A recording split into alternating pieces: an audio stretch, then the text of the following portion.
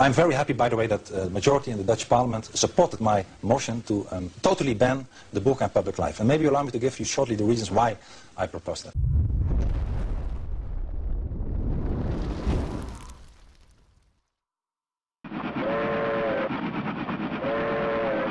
Reading from the end of June on the Gatestone Institute International Policy Council website, they say the Netherlands approves burqa ban.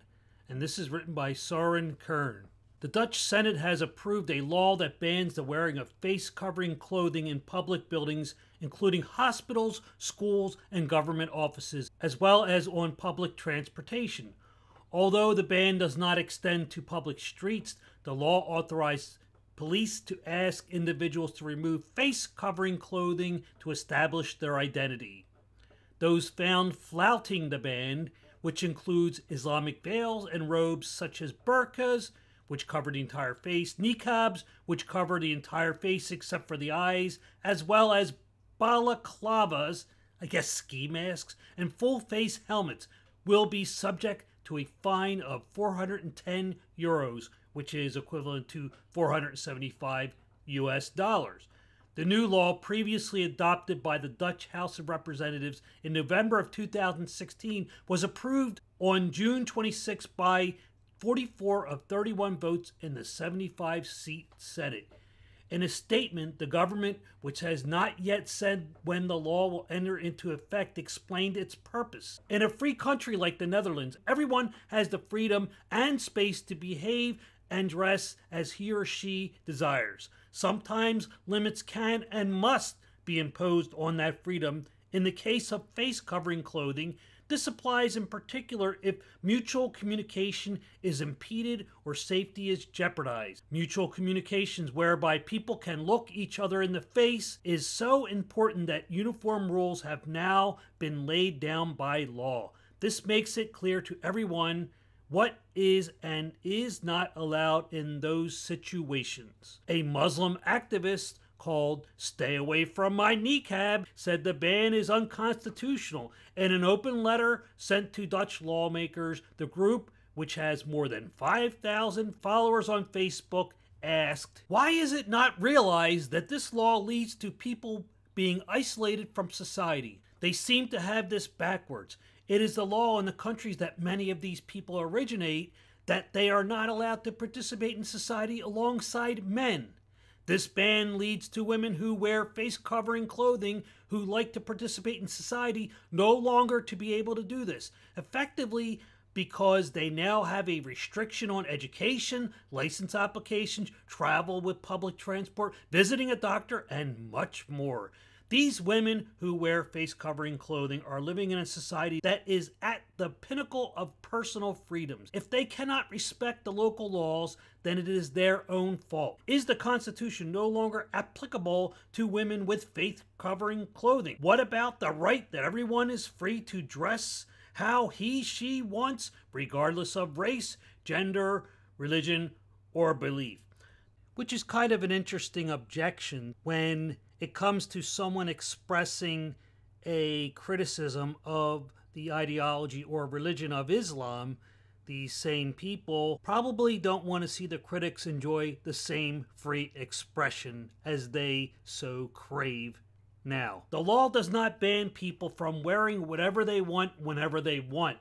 It is correctly stated that there are circumstances and appropriate situations where hiding your identity is not legal. Should people be able to parade around public places in S&M leather gear? Or how about walking up to the bank teller wearing a ski mask in the middle of the summer? What about Article 6 of the Constitution, which sets out freedom of religion and belief? Is there a problem in which everyone does not have the right freely to confess their religion or belief, individually or in community with others? Although I have no familiarity with the Dutch Constitution, I'm certain that this right to express a personal religious freedom is not infringed upon when the general safety of the public is at interest. These are very specific situations. Do note that this is not a total ban on the burqa. even having a distaste for women being pressured or forced into covering their identity, I do not wish to tell others how to or what to wear in their personal lives. Remember, the state often has a compelling reason to regulate certain public displays and actions. For example, what you lawfully do in the freedom of your own bedroom with one or more consenting adults is your business. This does not say you have a right to have naked sex in a public library, does it? The group's spokeswoman, Karima Rahmani, added, "We feel that we are being wronged with a repressive measure, which is why we are trying to make our voices heard. It is getting harder and harder to be on the street with a niqab. I myself have been threatened with death, and other women have been physically attacked. I can't help to find the irony." Is it irony? Okay, unintended irony of this last statement. The first thing that I think about when I consider repressive measures is the covering up of women in garbage bags or making them look like beekeepers. When we see people who are in a cult, we stop and feel terrible for them. We have sympathy for their plight and can't imagine ourselves being subject to the very strict guidelines that keep people from escaping those cults. We think they must be brainwashed into believing that they act against their own self-interest. I think of Islam as a cult, a death cult. There is a lot of talk about me, but no one comes to me to ask, why do you actually wear that niqab? It is part of my religion, and I want to be free to make that choice. It is a spiritual experience that I personally experience, okay? I don't for a moment believe that it genuinely is a choice to be covered in the very fabric of male domination. However, you are free to believe what you do and can dress as you see fit, even if I disagree with your choice. In civilized society, there are always common sense things we agree upon that are not in the public interest. In the United States, we have the First Amendment right of free speech, but are not allowed to yell fire in a crowded theater. And there too are libel laws throughout the Western world. The Council of State, an independent advisor to the government on legislation, said that the ban was unnecessary and potentially unconstitutional. In a November 2015 report, it said that the Dutch cabinet had been guided too much by subjective feelings of insecurity that do not justify a ban. It added, the Council of State points out that the bill primarily seems to have been motivated by objections to wearing Islamic face-covering clothing. Insofar as face-covering clothing, for example a burqa, is worn to express a religious clothing prescription, this falls under the constitutionally protected freedom of religion. The ban proposed by the government does not, according to the Council of State, justify restricting the right to freedom of religion. The European Court of Human Rights, however, twice has ruled that burqa bans are legal, making it unlikely that the Dutch ban could be overturned in court. In July 2017, for example, the ECHR upheld a Belgian ban on wearing the burqa in public places. It said that the government had been responding to a practice that it considered to be incompatible in Belgian society with social communication and more generally the establishment of human relations, which were indispensable for life in society. True. Essential to ensuring the functioning of a democratic society. True, too.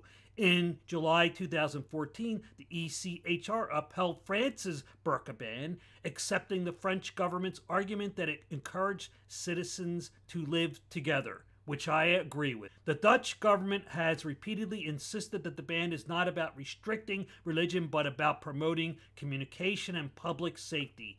It has described the new law as religion neutral because it is not limited just to the burqa and niqab, but also includes the balaclava and full-faced helmet. I had to look up balaclava, I really did, and basically it's a ski mask. I never called it that, and I probably heard that word before, but okay, let me get back on. Dutch Interior Minister Kazia Alengran said the new law represents a fair balance between the freedom to dress as one wishes and the general interest of communication and security.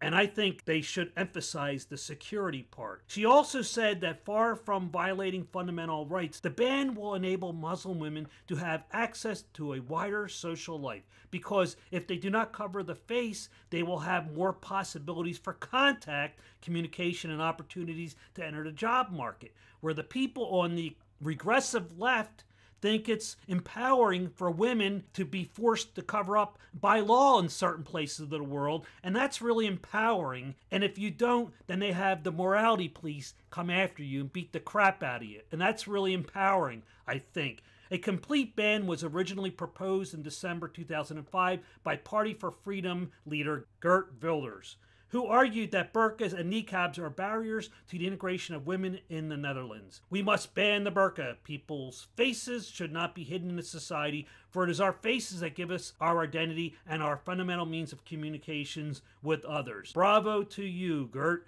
The Netherlands is the 6th European country to approve a burqa ban after France, Belgium, Bulgaria, Austria, and Denmark. Bavaria in Germany, Catalonia in Spain, Lombardy in Italy, and Ticino in Switzerland have also imposed regional burqa bans, while Norway has enabled a law to ban burqas in public schools. Latvia has proposed a burqa ban, but it has not yet been enacted. Thank you for tuning in to this channel. If you have a moment, please subscribe, hit the like button, or share your thoughts below in the comments section, or find some other way to support us. We would be grateful. Thank you and goodbye.